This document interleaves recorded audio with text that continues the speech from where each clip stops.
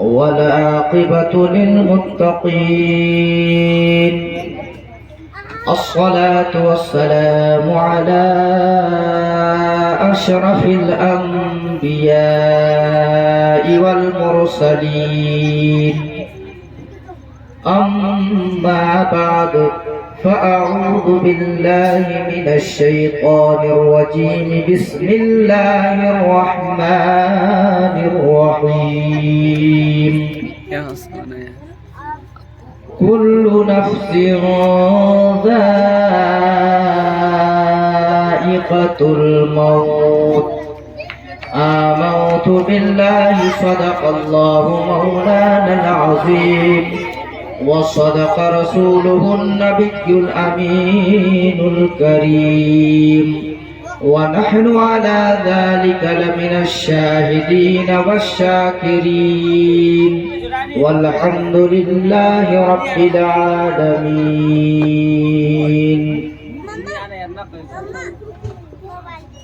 کوئی گل باقی رہے گا نہ چمن رہ جائے گا. کوئی گل باقی رہے گا نہ چمن رہ جائے گا، پر رسول اللہ کا دین حسن رہ جائے گا. ہم سفیروں باغ اڑ جائیں گے، سونا چمن رہ جائے گا. اطلس و کم خواب کے پوشاک پہ نازا نہ ہو.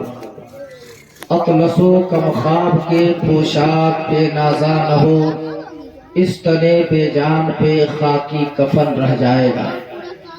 معزز و محترم سامعین کرام، آئیے میں نے جس آیت مبارکہ کو اپنا عنوان سخن بنایا ہے، اس پہ کچھ ربکشائی کرنے سے قبل ہم اور آپ گنبد خضرا میں آرام فرمانے والے آقا امام الانبیاء، راحت العاشقین، سراج السالکین، طٰہ و یاسین، خاتم النبیین، شفیع المذنبین، جناب محمد رسول اللہ صلی اللہ علیہ وسلم کی بارگاہ بےکس پناہ میں درود و سلام کا نذرانہ انتہائی عقیدت و محبت کے ساتھ پیش کریں اور پڑھیے بلند آواز سے اللہم صلی علی سیدنا و شفیعنا مولانا محمد بارک وسلم.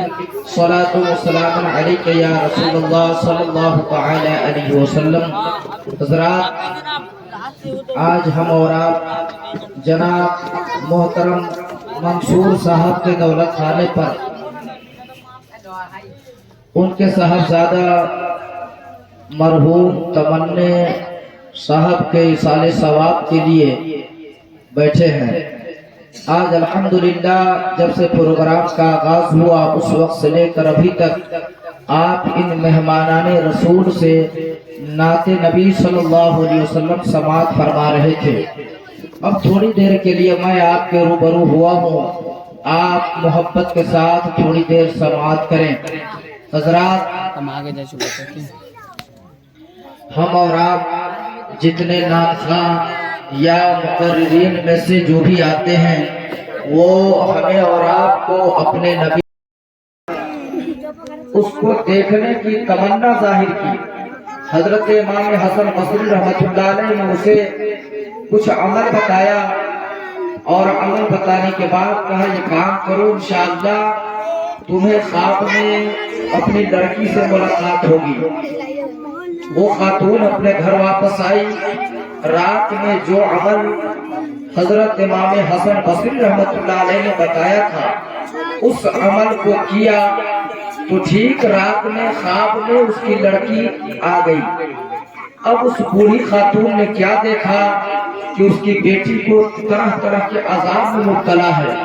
اس کی بیٹی طرح طرح کے عذاب میں گرفتار ہے.